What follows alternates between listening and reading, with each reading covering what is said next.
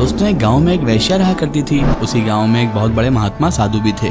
तो वैश्या आते जाते साधु से प्रतिदिन एक अजीबोगरीब सवाल पूछा करती थी। और वो सवाल ये था कि साधु जी, आप स्त्री हैं या पुरुष? साधु लेकिन उसका जवाब सीधे नहीं देते। वो भी कहते कि एक दिन तुम्हारे इस प्रश्न का जवाब मैं जरूर दूंगा। अब वैश्या जो थी उसने अपने दिमाग से इसका अर्थ कुछ और ही निकाल डाला। अब तो वैश्या प्रतिदिन साधु की राह देखा करती थी और वही सवाल रोजाना उससे पूछा करती थी कि आप पुरुष हैं या स्त्री। साधु जी भी हर बार की तरह फिर कभी बताऊंगा कहकर चले जाया करते थे।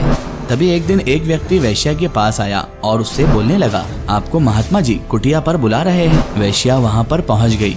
उस दिन साधु बहुत ज्यादा बीमार थे और वो जमीन पर पड़े हुए थे और अब उनके जीवन के कुछ आखिरी क्षण ही शेष बचे थे। साधु जी ने वैश्या से कहा कि मैंने तुम्हें तुम्हारे प्रश्न का उत्तर देने का वचन दिया था, वह उत्तर मैं तुम्हें आज दे रहा हूँ। मैं पुरुष हूँ। वैश्या बोली, साधु जी ये उत्तर तो आप कभी भी दे सकते थे। साधु ने कहा, केवल पुरुष का शरीर मिलने से कोई पुरुष नहीं हो जाता। जो संसार के भोगों में आसक्त है, माया के अधीन है और माया के अधीन जीव माया की कठपुतली है, तो वो स्त्री ही है। जो माया की अधीनता के बिना जीवन जीता है वही असल में पुरुष है और माया का स्वामी भी। उसे एकात्मता प्राप्त करने पर ही पुरुषत्व प्राप्त होता है। जीवन जब तक है कोई भी नहीं कह सकता कि कब माया उसे नचा लेगी। परंतु अब मैं जा रहा हूँ। अब मैं कह सकता हूँ कि माया मेरा कुछ नहीं कर सकती। अब मैं समझता हूँ कि मैं पुरुष ही हूँ।